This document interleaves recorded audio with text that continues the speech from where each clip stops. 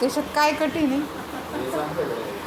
लय मस्त आहे ते ड्रायर माहिती का. आपण कपडे बाहेर बी धुतले पावसाळ्यात तिच्यात टाकून द्यायचे, बंदे वाळून निघतात.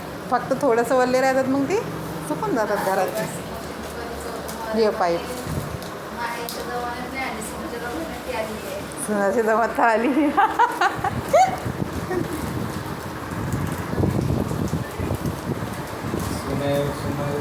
सगळं सामान येऊन गेलं.